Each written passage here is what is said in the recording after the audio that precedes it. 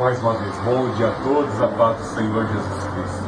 Estamos felizes, alegres, que desejamos, numa época como essa de Natal, continuar, assim como Maria, servindo a causa do Rei. Maria se alegrou, minha alma se alegra, ó Senhor, meu espírito, minha alma exalta ao Senhor, meu espírito se alegra em Ti, meu Salvador. Tanto o menino Jesus que haveria de nascer, como Maria, expressaram exemplos de serviço à causa do reino. Todos nós aqui da Remanescente, estamos com esse intuito de servir, de adorar servindo ao Senhor. Amém? Vamos novamente abrir nossas Bíblias lá no Evangelho de Mateus, Evangelho do Senhor Jesus Cristo, Mateus. Nós vamos ler o capítulo 2, Evangelho de Mateus, capítulo 2.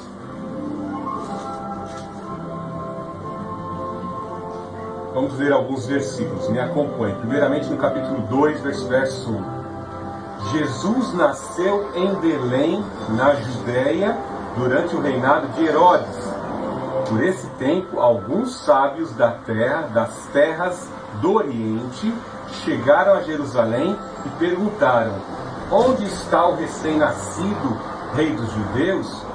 Vimos sua estrela no Oriente e viemos adorá-lo. Agora, vamos aí ao versículo 3.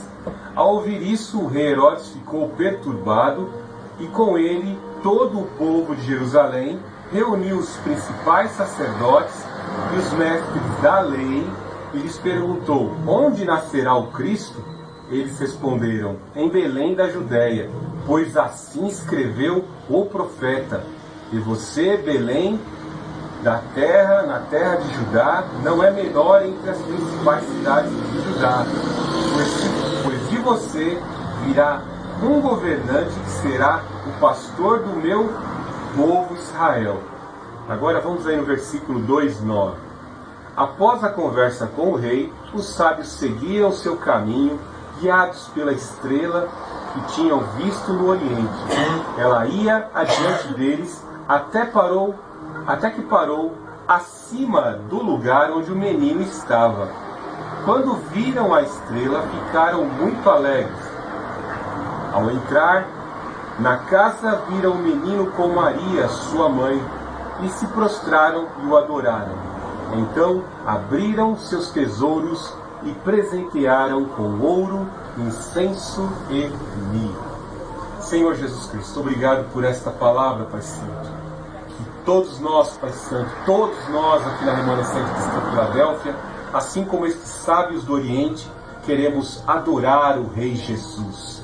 Queremos adorar o Filho do Deus Altíssimo, que voluntariamente assumiu forma humana, adquiriu natureza humana e veio sacrificar-se, e veio servir, e veio nos ensinar o caminho da salvação.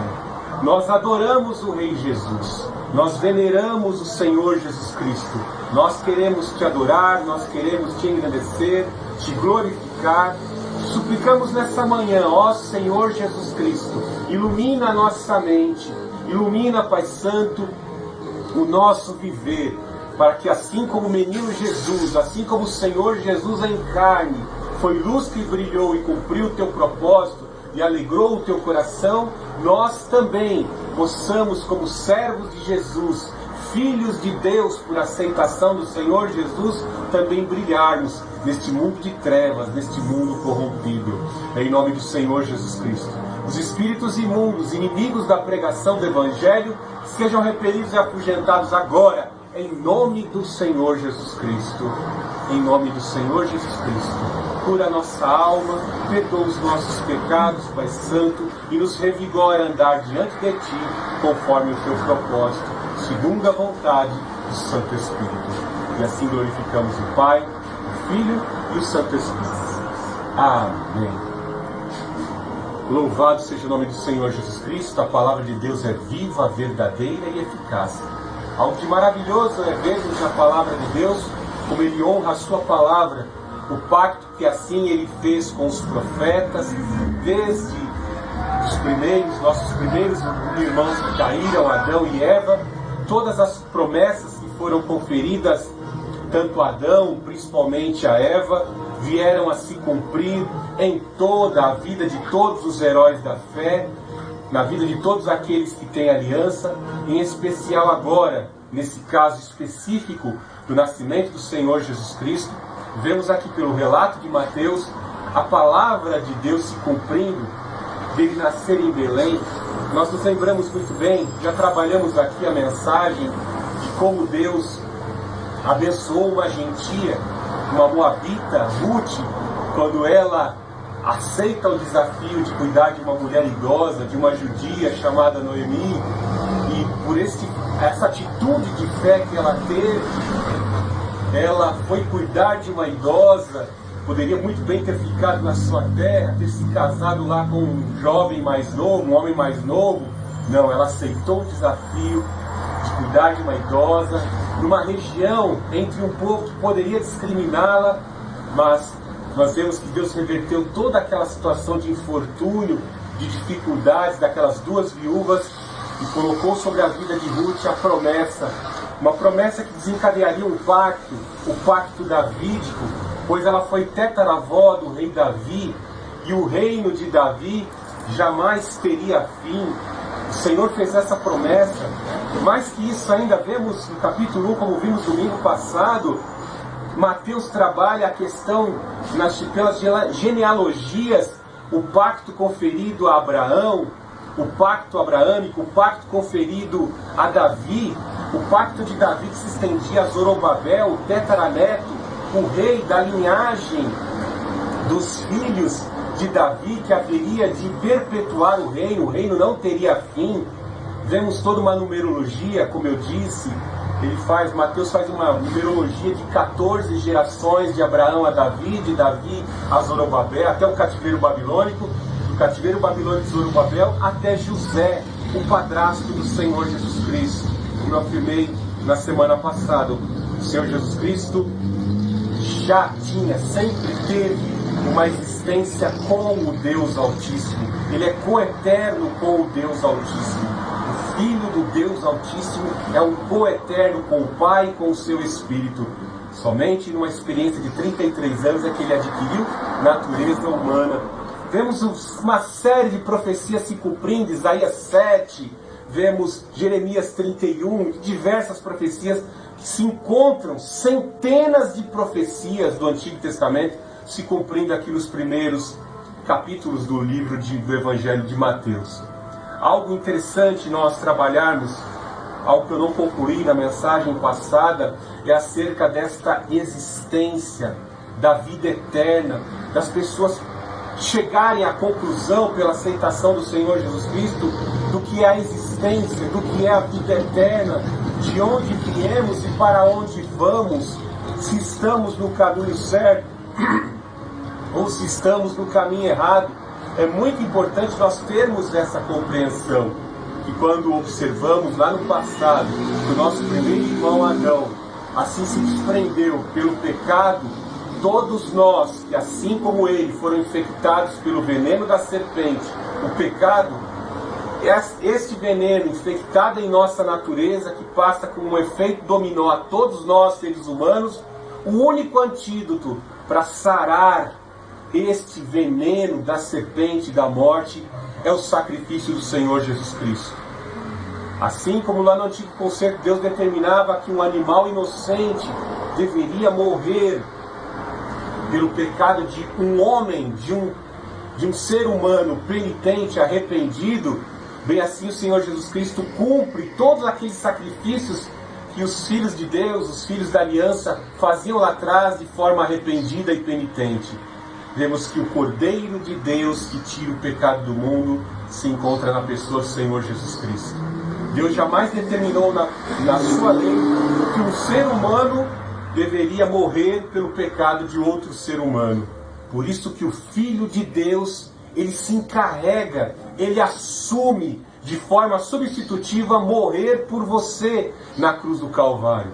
O salário do pecado é a morte. Quem está dizendo isso não é o pastor Fernando, é o Deus Altíssimo, Criador de todas as coisas. você vai morrer. Isso você sabe muito bem. O teu corpo já tem demonstrado os sinais de que a morte está se aproximando a cada ano, a cada segundo, com a velhice. Quando você pega uma gripe, quando você fica enfermo, já tratei aqui da minha experiência quando eu peguei uma virose e fiquei desidratando, eu senti como se a minha alma estivesse sendo sugada de dentro de mim. Você passará pela ceifadora inexorável, a morte. E se você não estiver preparado para ela, você estará separado daquele que te criou. Porque assim como o nosso Deus nos criou à imagem e semelhança dele, nós somos constituídos de corpo, alma e espírito. O nosso trino Deus se manifesta na pessoa do Senhor Jesus e na presença do seu Espírito. O nosso Deus é trino. E Ele criou um ser, criou uma criatura. Nós, seres humanos, somos a sua imagem e semelhança. Também somos constituídos de 3 partes essenciais para podermos estarmos vivos. Nós temos uma alma que é eterna. Assim como o nosso Deus é eterno, você também é uma criatura eterna. E quando pensamos em eternidade, algo que cronologicamente não pode ser cronometrado e não tem fim, aonde você quer passar a eternidade? Se você não aceitar o Senhor Jesus Cristo como seu Senhor e Salvador, você não passará a eternidade com aquele que verdadeiramente te criou.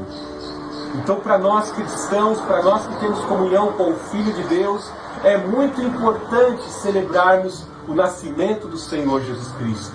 Porque quando houve essa grande obra da encarnação do Deus Altíssimo, adquirindo forma humana, nascendo como um bebezinho, como um menino, se tornando homem e efetuando a obra de redenção na cruz do Calvário, nós vemos aí a solução dos nossos problemas. Porque o mundo andava em trevas, o mundo anda segundo os conselhos de autoajuda de alguns mestres orientais. Alguns grandes empresários da Toyota trazem às vezes técnicas de sobrevivência. Religiões utópicas trazem paraísos utópicos aqui na Terra. A ONU traz um projeto utópico de paraíso na Terra. Algo interessante. Muitos homens, vou aqui antecipar o fim da mensagem, muitos homens já pregaram a destruição do cristianismo. Muitos homens tentaram destruir com todas as forças o cristianismo. A ONU, como maior agência comunista do mundo, tenta destruir o cristianismo todos os anos, pregando a fé ecumênica, a fé universal, que todos os caminhos levam a Deus. Mas assim como Herodes, veja no capítulo 2, veja aí no capítulo 2, versículo 19, quando Herodes morreu, Herodes tentou matar o Filho de Deus, tentou destruir o rei, tentou destruir o reino de Deus, um dos agentes de Satã na face da terra, tentando destruir o projeto de Deus.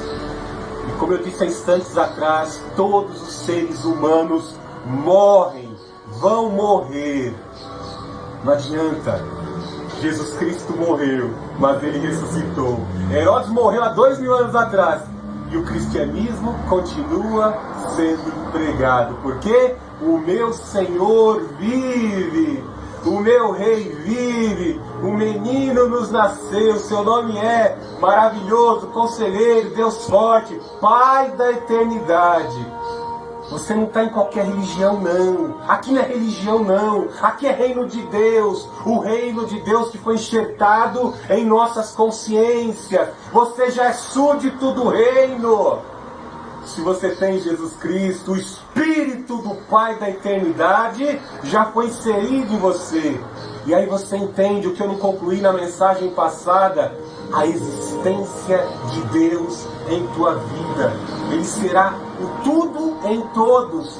Nós, como criaturas eternas, harmonizados com o Criador eterno diante da sua glória. Não haverá mais lua nem sol. A sua glória iluminará novos céus e nova terra.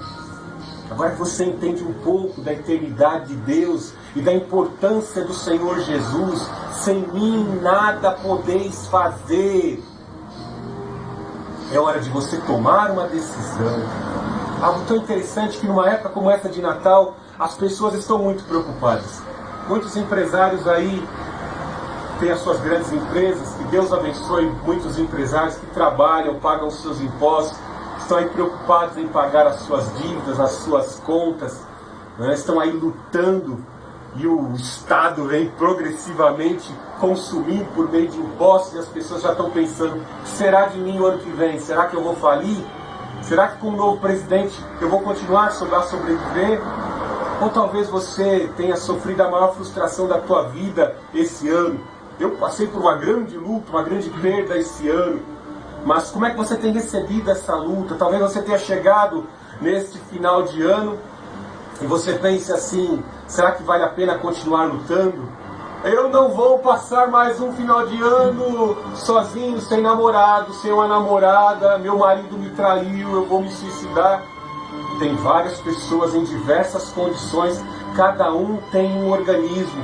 Eu não falo dessa forma no sentido de julgar, mas falo no sentido de te exortar a você redirecionar a sua vida segundo a atitude de algumas pessoas que estão relacionadas no capítulo 2 que nós lemos aqui. Nós vemos que o Senhor Jesus nasceu em Belém. E algumas pessoas, cientes desta condição do nascimento do rei, daquele que haveria de impor um reino eterno, um reino de justiça, um reino de equidade, de equilíbrio em efetuar a justiça, um reino santo haveria de ser proclamado e imposto sobre a terra.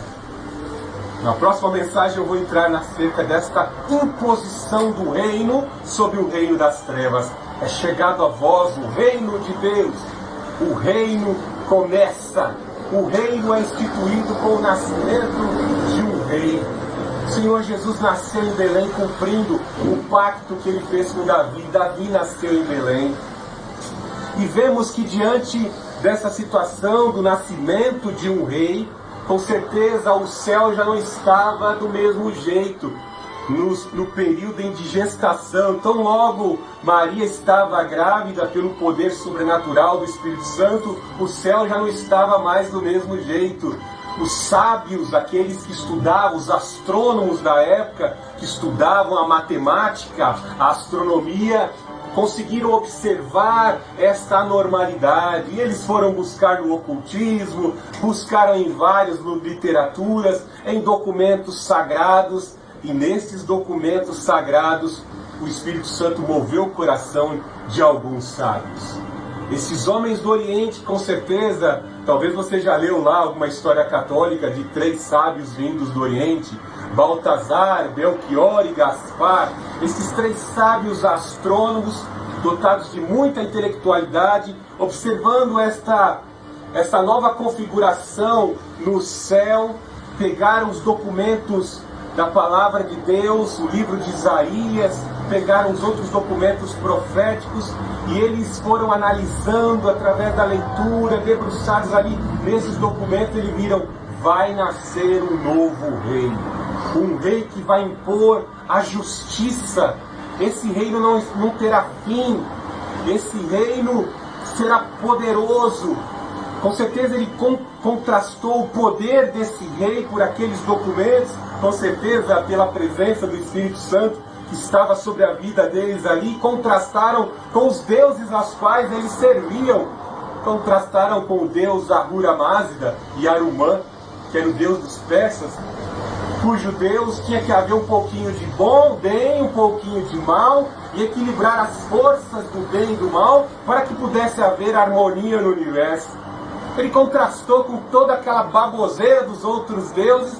Não, esse rei que esses escritos judaicos, aqui hebraicos, nos trazem, é um rei poderoso, e nós temos que ir adorá-lo, porque as estrelas estão diferentes, em especial uma estrela está brilhando com mais intensidade. E esses sábios assim vêm com o intuito, vêm para o Oriente, vêm especificamente para a Judéia, cuja capital era Jerusalém, com o intuito de adorar este rei. Vamos olhar para um outro aspecto aqui. Primeiro vemos os sábios que vêm para Jerusalém para adorar o rei que vai impor uma nova era, um reino de justiça, estabelecer, proclamar um reino de justiça, e por um outro lado o rei Herodes. O rei Herodes, quando vamos puxar a capivara dele dentro das escrituras, nós vemos que ele não era uma pessoa boa. Nós não encontramos muita documentação acerca dos seus feitos. Quando pegamos outros historiadores, sim, encontramos lá todos os seus feitos. Mas quando vamos na matriz genealógica dele, nós vemos que ele era idumeu. E quem eram os idumeus? Eles eram os descendentes de Esaú. E os descendentes de Esaú viviam numa disputa terrível com os judeus. Eles até riam quando os hebreus, os judeus, passavam pela pilhagem das outras grandes nações quando cercavam a Judéia e Samaria. Eles deram risada quando a nação de Israel foi pilhada pelos assírios. Eles zombaram quando os judeus passaram pelo cativeiro babilônico. E quando houve essa revolução asmoneana, Herodes, com a sua linhagem que vinha dos idumeus, conseguiram assumir o trono da Judéia. Talvez você possa até perguntar nessa mensagem, mas Deus não prometeu que os reis da Judéia seriam da linhagem de Davi? Veja como o diabo tentou deturpar, tentou destruir a visão da esfera do Messias, colocando um rei inimigo. Quem Deus colocou para reinar em Jerusalém? A descendência de Davi. Mas quem é que estava reinando lá? Herodes, que era idumeu, que era descendência de Esaú. Deus abençoou a Jacó, Israel, e não a Esaú. Então tinha um rei aqui que era um homem perverso. Ele matou mais de 40 pessoas. Este homem matou a sua mulher Mariana. Até mesmo 2 de seus filhos que foram estudar em Roma para adquirir conhecimento político por influência de homens maus que o acompanhavam, alguns aristocratas imprestáveis. Ele recebeu o conselho desses homens imprestáveis. Olha, teus filhos vão aprender direito romano, política com os romanos, e eles vão tomar teu trono antes do tempo, hein, Herodes? Herodes mandou matar os seus 2 filhos. Ele era um homem terribilíssimo. César Augusto, o imperador na qual o período em que o Senhor Jesus Cristo nasceu, reconhecendo a perversidade dele, mesmo sendo imperador, que Herodes na frente do imperador César, ele era bem bonzinho. Mas quando Herodes dava as costas, César Augusto dizia: eu prefiro ser um porco do que ser um filho deste Herodes, que é o rei lá da Judéia. Veja que situação, era um homem perverso. Então ele, assim como Stalin e todos os líderes esquerdistas do mundo, eliminavam todos os supostos candidatos e todas as ameaças ao seu trono. E quando ele ouviu acerca do nascimento de um rei, ele ficou muito preocupado. Ele intencionou matar o rei. Veja o contraste do que nós já trabalhamos até aqui. Sábios do Oriente, homens abastados, que tinham condição financeira. Imagine que eles tinham recurso financeiro. Porque para ficar estudando, quem é que tem dinheiro para ficar só estudando? Né? Não existe isso. Né? No mundo de hoje não existe isso. Né? Então, homens do Oriente, os sábios do Oriente, vêm para adorar e reconhecer o reino do Senhor Jesus Cristo, do menino rei. Né? Agora o rei Herodes, temendo perder a sua posição como rei, que haveria de se estabelecer sobre Jerusalém, ele intenciona matar. Será que tem gente nos dias de hoje querendo matar o Senhor Jesus Cristo? Eu posso ficar aqui 30 minutos para você, demonstrando só numa das nações da África, como existem lá ditadores querendo acabar com a igreja de Cristo, com os missionários de Cristo. Eu posso mostrar dentro da China que 800 milhões de pessoas morrem. Mais de 100 mil cristãos podem morrer ali em menos de 5 anos. Porque são regimes que odeiam a Cristo e a palavra do Evangelho de Jesus Cristo. Então, este mesmo sentimento de Herodes, de querer matar o Filho de Deus, continua presente nos dias de hoje. Você se lembra o ano passado, quando o Evo Morales, aqui pertinho, a Bolívia, por que o Brasil está cheio de boliviano? Porque lá ele persegue a igreja de Cristo, homens com cadeado assim, ó, de quase 10 centímetros, fechando a porta das igrejas, lá em La Paz. Então veja que o Evangelho do Senhor Jesus Cristo é uma ameaça para esses ditadores, agentes de Satanás, como Herodes é um agente de Satanás. Às vezes você não se depara com essas histórias, você não se preocupa porque você está na comodidade do seu lar. Mas assim como o menino Jesus foi perseguido lá no passado, odiado por Herodes, ele continua sendo odiado e perseguido nos dias de hoje. Veja interessante, algo mais interessante. Tem um grupo de pessoas, como eu disse aqui, que vieram para adorar o Senhor Jesus, e também existe um grupo de pessoas querendo exterminar o Senhor Jesus Cristo. Veja um outro grupo de pessoas especiais, muito especial também. Vemos que Herodes, ciente de que o rei havia nascido, ele fica preocupado. Onde é que está esse cara? Onde é que está esse menino que nasceu? Onde é que está esse rei? Se eu descobrir, eu vou matá-lo. Aí ele vai nas pessoas mais certas para descobrir onde está esse menino. Para onde ele vai? Veja que ele vai a quem? Ele vai perguntar para os principais sacerdotes e mestres da lei. Que interessante, né?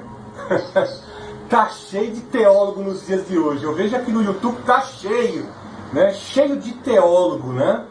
Mas é interessante, né? Eles falam a verdade plena e absoluta. Eles citam até os textos das Escrituras. Olha ele citando aí Miqueias, capítulo 5, verso 2. No versículo 6 aí, ó.